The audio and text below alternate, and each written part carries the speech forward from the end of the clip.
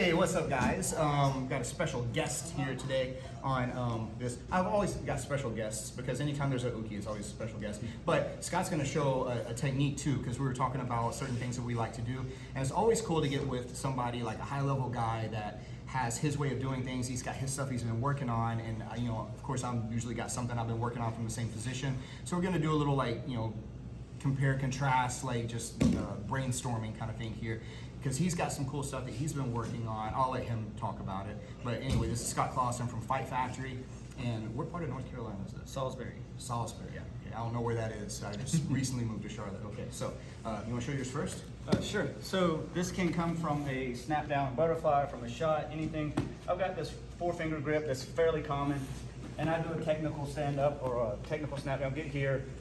This is where the choke comes in. It's non-threatening. If you could sit up for 1 second. You can see the 4 fingers are in on this side, but it's way down by his waist. It's nowhere near by his collar, and it usually doesn't get a big response out of them. So I can get a tap here. If my initial choking hand is deep enough, I can hip in, and it causes pressure right away.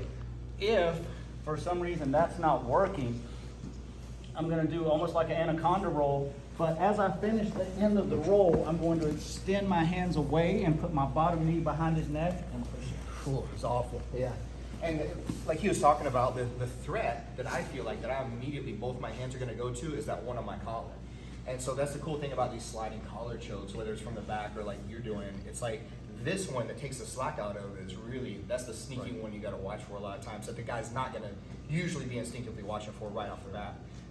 I got one I like a whole lot from here, because again, the theme is kind of like sneaky so that they don't immediately defend the main agent of action here.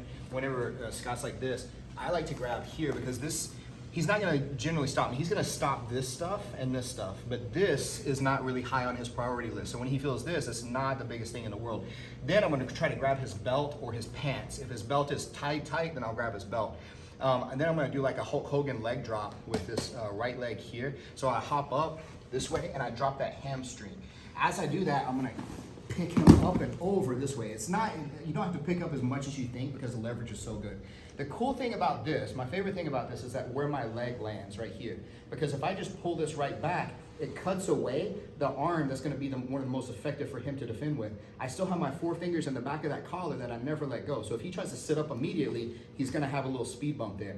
Second hand here, I'm gonna shoot this straight across as I come up so I get that thumb inside the collar. So now I've got my 4 fingers in the back, the thumb inside the collar on this side. I'm gonna spin over, hips down, sprawl, get my elbow to the floor, and it's a nasty paper cutter like That's that. terrible.